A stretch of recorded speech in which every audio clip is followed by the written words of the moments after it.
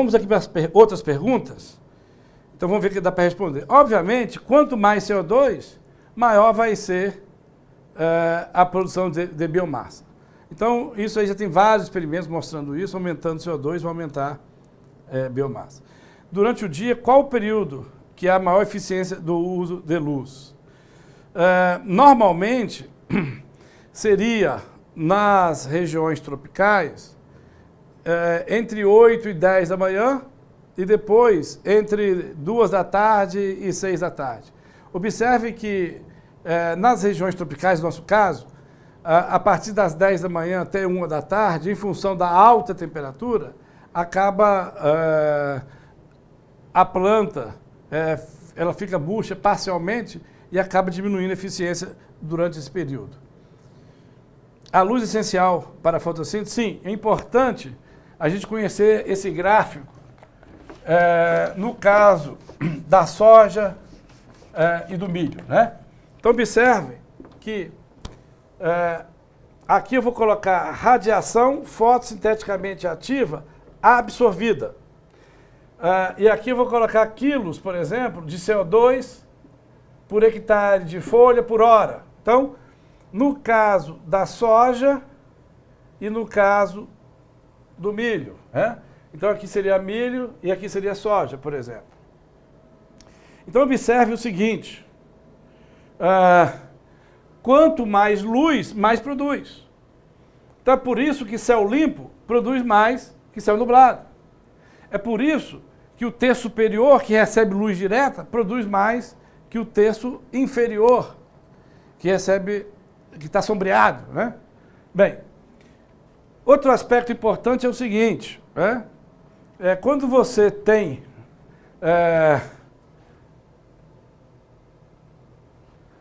menos luz, a tangente aqui, ó,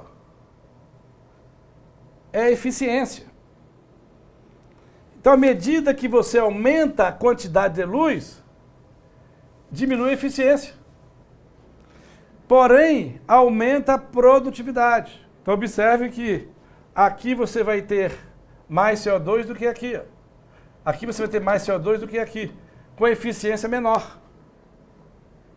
Então, para não confundir, porque muitas vezes isso é confuso, né? Então, à medida que aumenta a radiação, diminui a eficiência, mas aumenta a produtividade. Mas o que importa para o agricultor é produtividade. Qual o método para verificar a profundidade efetiva? Então, o método mais interessante para definir profundidade efetiva é o seguinte. Inclusive, isso é a tese, né, do João Dantas. Ele foi meu orientado. Então, observe o seguinte. Esse é o melhor método. A gente coloca aqui o teor de água no solo e aqui a profundidade. A gente define o perfil de umidade num dia e depois em outro dia. Em função da variação do armazenamento, a gente faz o outro gráfico. Vamos supor que a variação do armazenamento foi de 15 milímetros. Durante um período de tempo de 3 dias. Então, 15 por 3 vai dar 5 milímetros por dia, até a profundidade L. Então, eu vou ter aqui, até essa profundidade L, os 5 milímetros. 90% disso é 4,5. Então, essa aqui, ó, é a profundidade efetiva. Então, essa profundidade, seja, por exemplo, 27 centímetros, por exemplo. Então, essa profundidade responde por 90% de toda a água que a cultura absorveu. E, consequentemente, mais que 90% de nutrientes. Então, é essa camada que eu devo utilizar para fazer o histórico, para caracterizar a minha fertilidade. Essa profundidade que eu devo utilizar, por exemplo, para calcular a lâmina de irrigação e assim por diante. Então, a melhor maneira é você medir, por exemplo, De 0 a 10, a 5 centímetros. De 10 a 20, 15 centímetros de profundidade. Então 5, 15, 25, 35. De 10 a 10 centímetros, você determina o teor de água no perfil, caracteriza o perfil de umidade em 2 dias diferentes e depois faz essa conta aqui e vê qual que é a profundidade do solo que contribui com 90% da evapotranspiração. Essa é a profundidade efetiva. Essa é a melhor maneira da gente determinar a profundidade efetiva do sistema radicular. Qual o período mais crítico para a cultura do milho? Bem, então em termos gerais, seria o seguinte. Nós temos aqui evapotranspiração potencial em milímetros por dia. E nós temos aqui o tempo. Vamos pegar aquele exemplo dos 120 dias do ciclo. Eu vou colocar aqui um outro eixo do índice foliar. Então, o índice foliar começa com 0, atinge o máximo e volta a cair. Vamos supor que esse valor aqui fosse 4,5 metros quadrados de folha por metro quadrado de solo. E a evapotranspiração oscila acompanhando o IAF. Então observe que esse período aqui, ó, entre o florescimento e o estágio de grãos leitosos, né, é o período mais crítico. Vamos colocar aqui 15 dias. Então esse período aqui é o período mais crítico à falta de água. Por quê? É a inversão do dreno, porque começa a fase reprodutiva. Então é o período de máxima sensibilidade à falta de água que coincide com a máxima demanda por água, ou seja, máxima evapotranspiração. Então por isso, né, esse período aqui é denominado o período crítico, tá certo? Então, por exemplo, o que nós falamos, 15 vezes 5 vai dar 75 milímetros. Então, na verdade, eu deveria coincidir, vamos supor que eu faça um gráfico em que eu coloque de 15 em 15 dias, qual a probabilidade de chover? Pelo menos 75 milímetros. Então vamos supor que isso aqui aconteça, por exemplo, no dia 15 de janeiro. Então esses 15 dias é de 15 a 30 de janeiro. Então eu tenho que florescer no dia 15 de janeiro, para que entre 15 de janeiro e 15 de fevereiro ocorra esse período crítico. Para que isso aconteça, eu semeio 60 dias antes, mais ou menos. Então, eu defino a época de semeadura, então seria 15 de novembro, nesse exemplo, né?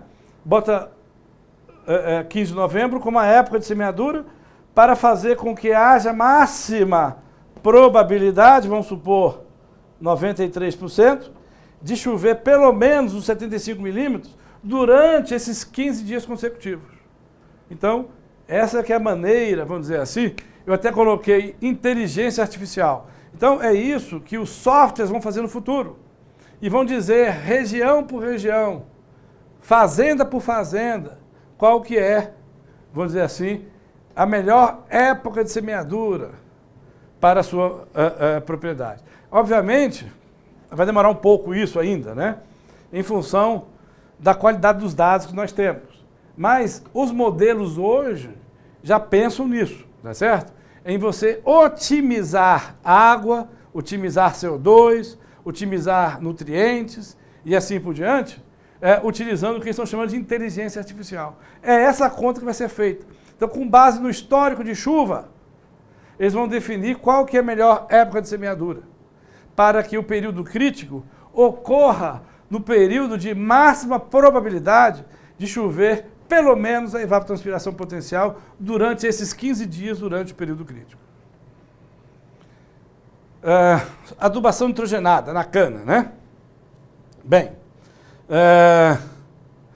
então observe o seguinte, a cana-de-açúcar, é uma cultura que, vamos pegar aqui e fazer um exemplo só para entender, né, a diferença. Então observe, vamos imaginar que a gente tenha uma produtividade de 100 toneladas por hectare. Né? Se nós fizermos a conta, 70% é água. Então vai dar 30 toneladas. Ou 30 mil quilos por hectare. Né? Vamos desprezar as outras partes e vamos colocar 2% de proteína. Então nós vamos ter aqui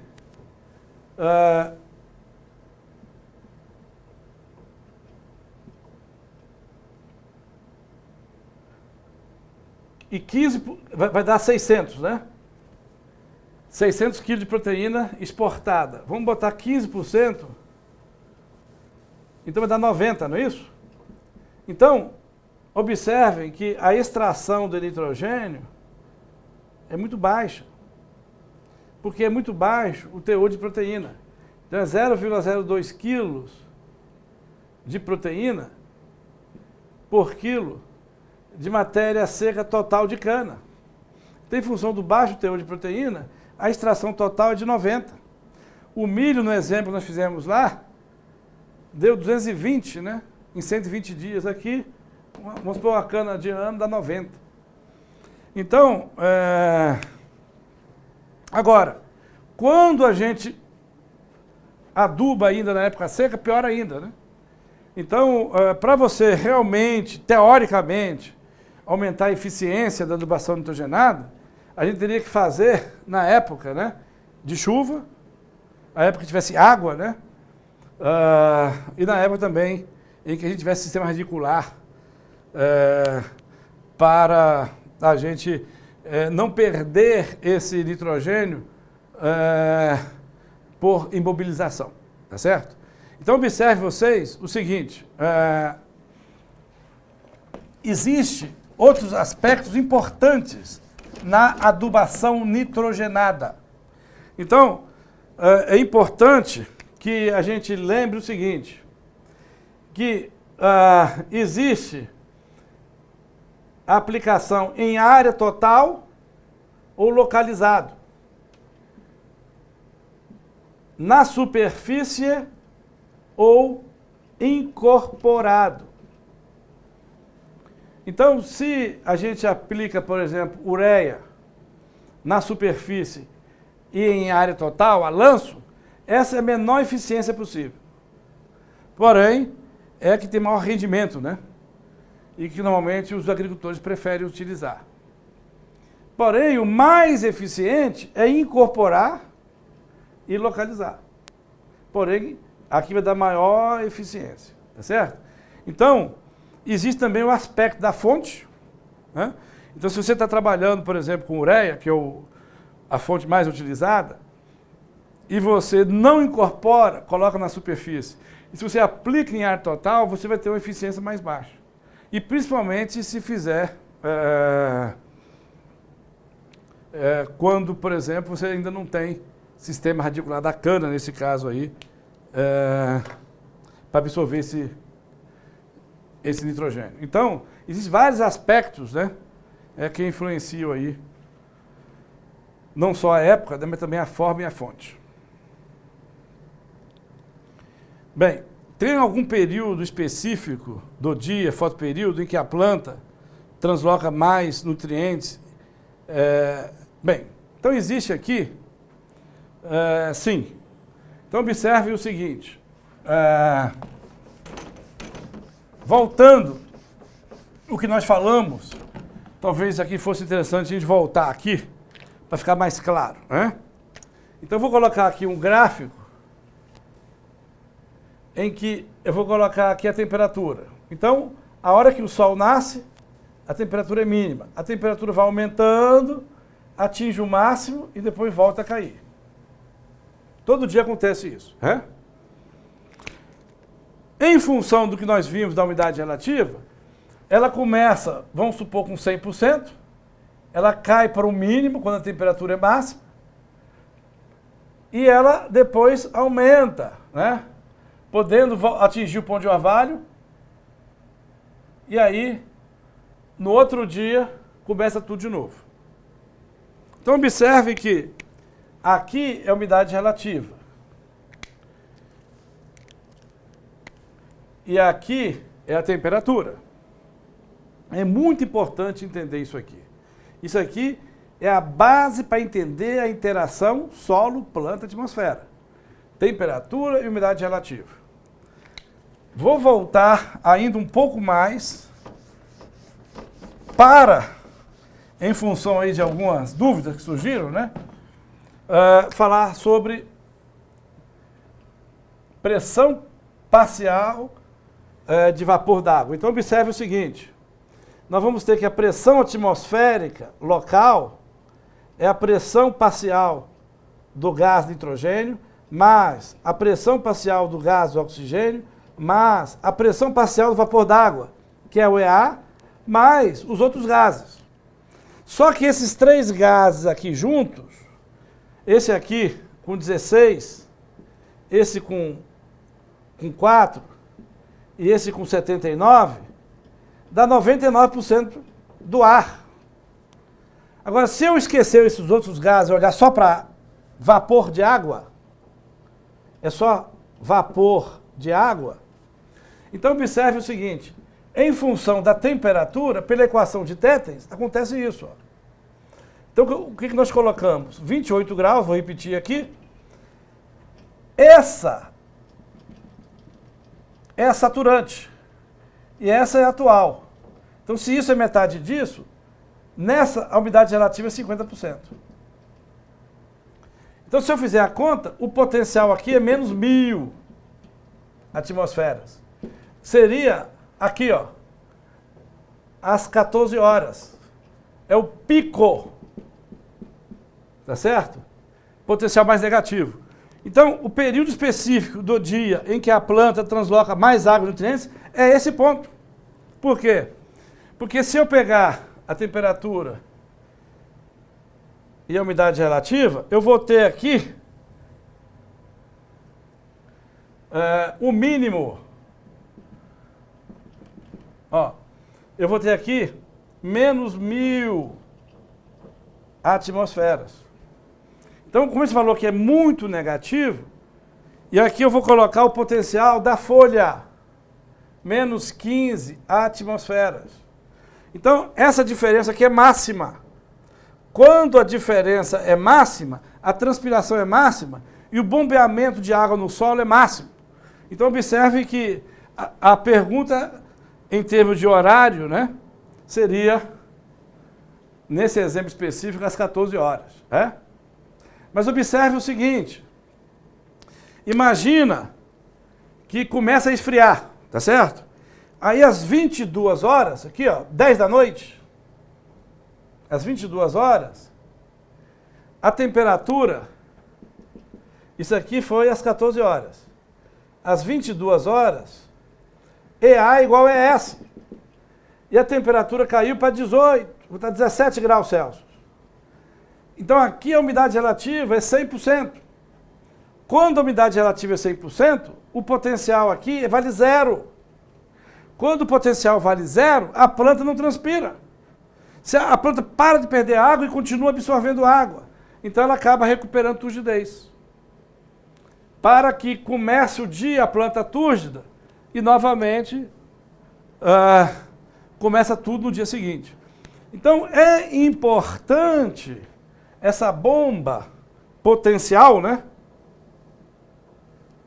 Essa bomba de água em função de temperatura e umidade relativa. Então, essa seria, né, o horário do dia que tem maior taxa. Agora, por outro lado, se você vê a planta crescendo, eu não sei se foi essa a pergunta, eu tenho 1 quilo de matéria seca por hectare. Então a curva é desse jeito. E aqui o tempo em dias. Então se eu colocar aqui as infinitas tangentes, eu vou ter um gráfico, vou pegar uma tangente só. A tangente de alfa é quilo de matéria seca por hectare, que é o cateto oposto sobre o cateto adjacente. Dia. Então a curva da taxa de crescimento é essa. Então observe que, no caso do milho, a taxa máxima de crescimento vai acontecer aqui com 14 folhas, mais ou menos, pendoamento. Então, é a taxa do ponto de flexão dessa curva sigmoidal aqui. Então, esse seria o momento do ciclo que, por exemplo, a planta chega a absorver 4 quilos de nitrogênio por hectare por dia, taxa máxima de absorção. E aqui seria a máxima taxa de crescimento da planta. Agora, no dia, aqui seria quando acontece máxima diferença entre o potencial da folha e o potencial da atmosfera. Então, quando há maior diferença de potencial, vai ter maior transpiração. Consequentemente, vai ter maior translocação, né, de água e de nutrientes via xilema. Como fazer com que as folhas melhorem sua eficiência em absorção solar e as células vegetais da folha sejam mais produtivas no baixeiro? Bem, essa é uma importante pergunta, né? Então vamos voltar aqui novamente para entender o seguinte.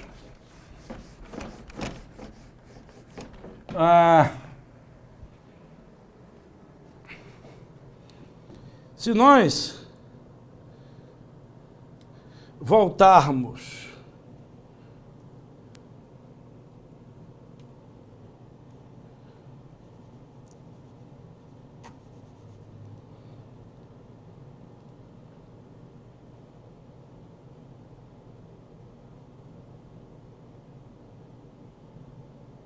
para esse gráfico que nós vimos aqui anteriormente,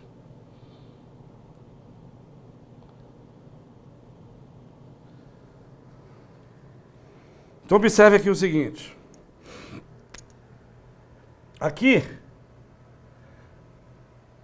tem a radiação incidente. Parte reflete. E parte refrata. E aí reflete e transmite, desculpa, e parte transmite. Então aqui, ó,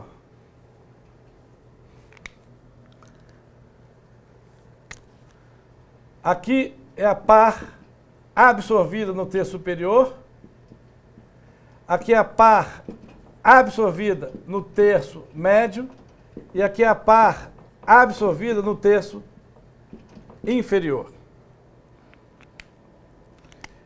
E aqui é o solo, é a superfície do solo. Então, essa radiação transmitida aqui vai chegar no solo.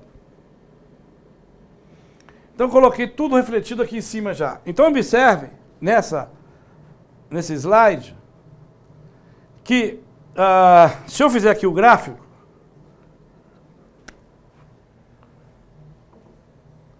eu vou ter aqui, ó, gramas de CO2 por metro quadrado por dia.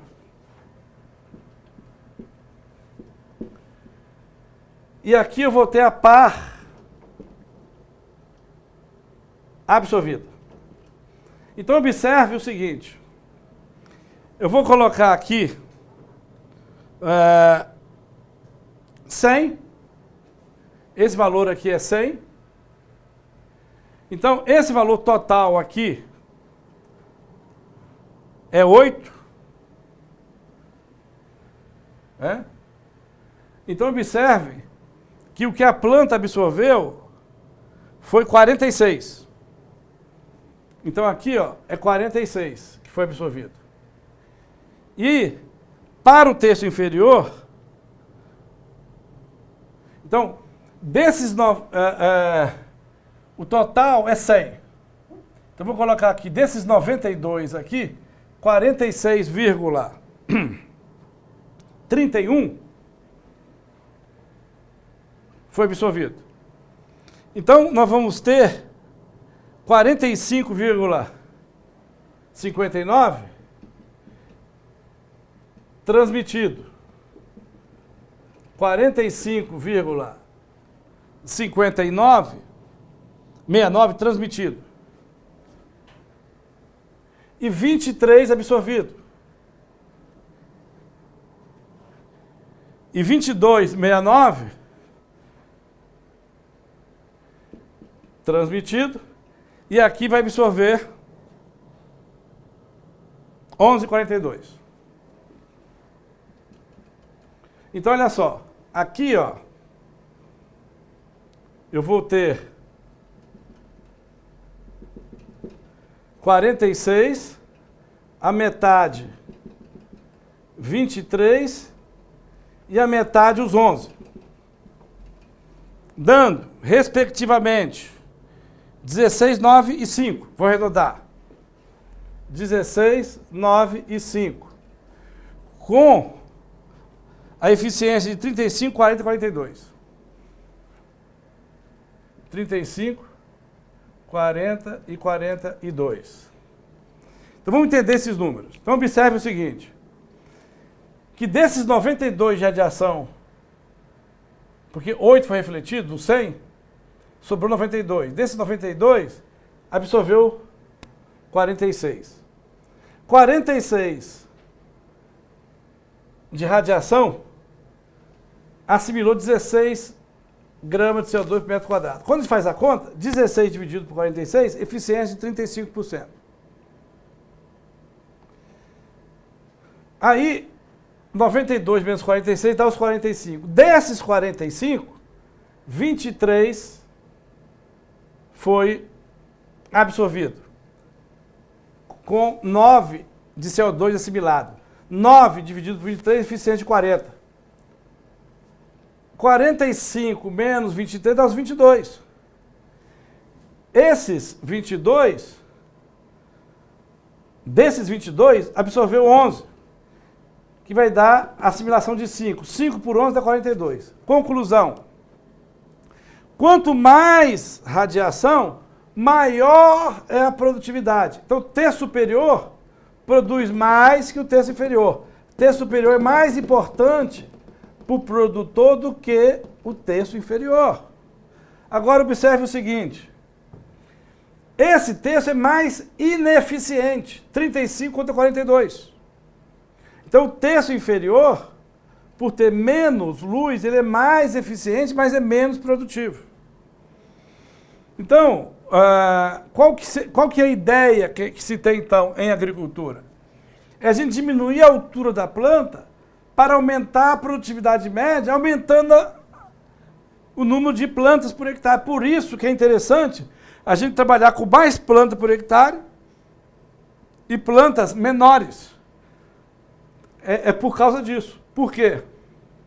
Porque a gente vai aumentar a parte da planta que chega a mais radiação direta. Agora observe o seguinte, nesse caso específico, se eu calcular aqui, ó, observe que para o solo, 22 menos 11, vai chegar uns 11 para a planta daninha. Então, o gráfico, isso aqui que é importante também enxergar, além do aspecto da população, que quanto maior, melhor, desde que não aumente em massa, o IAF faz isso. IAF no tempo. Então, no IAF máximo, vamos supor que fosse 4,5, essa radiação aqui tem que ser 0. Se não for 0, eu errei. Então, observe o seguinte, eu vou colocar aqui que a par incidente menos a par que transmite menos a par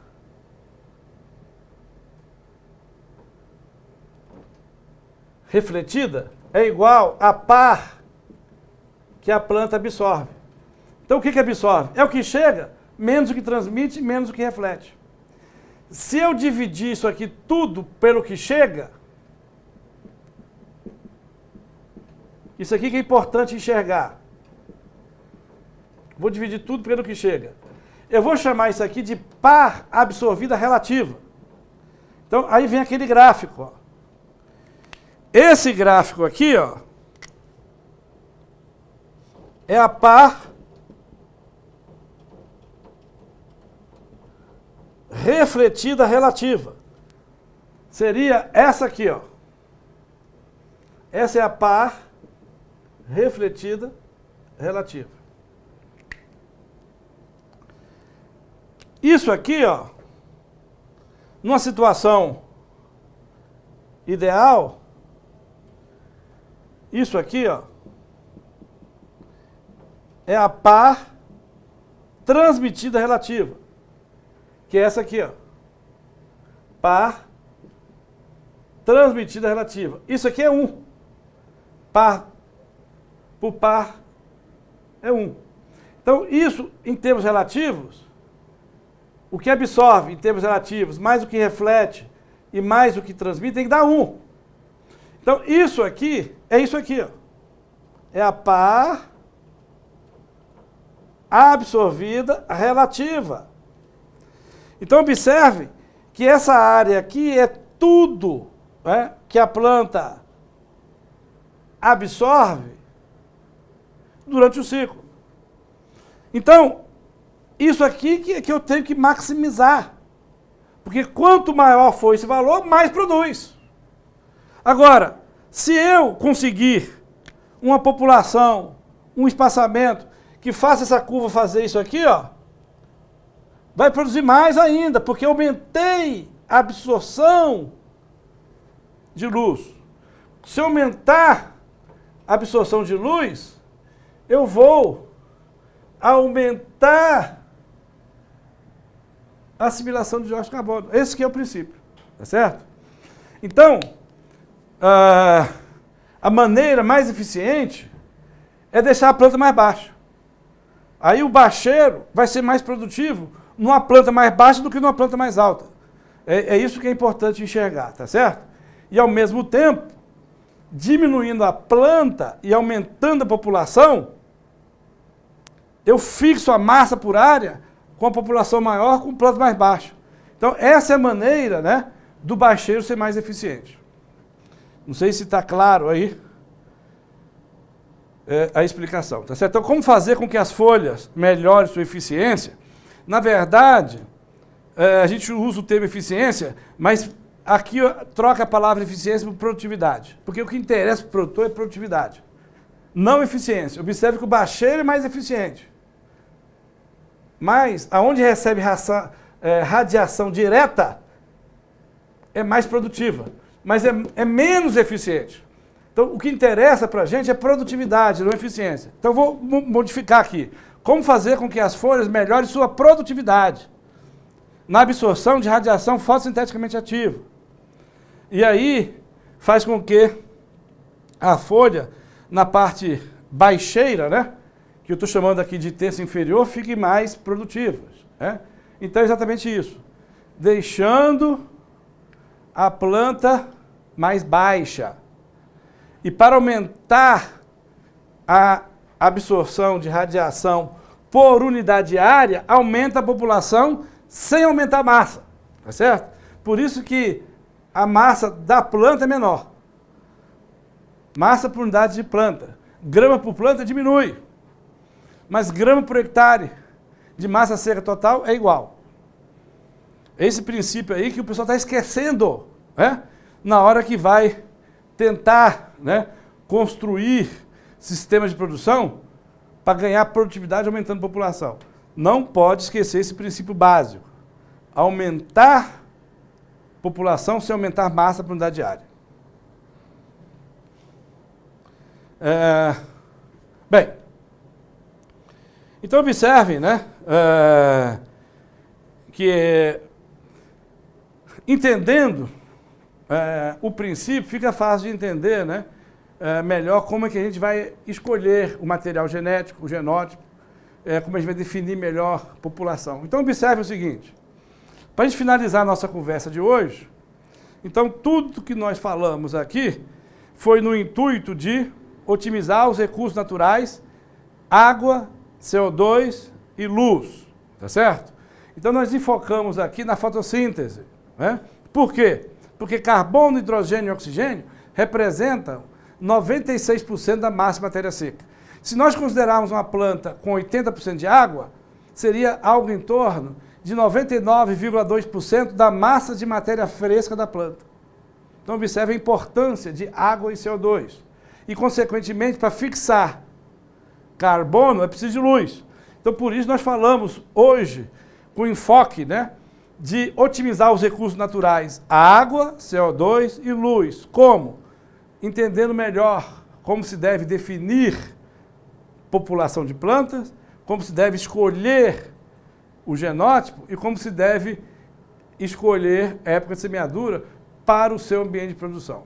Época de semeadura para fazer com que a época crítica, a falta de água, que coincide com a máxima demanda por água, que a gente chama de época crítica, né? Ela tem que coincidir com máxima probabilidade de chover, pelo menos evapotranspiração potencial.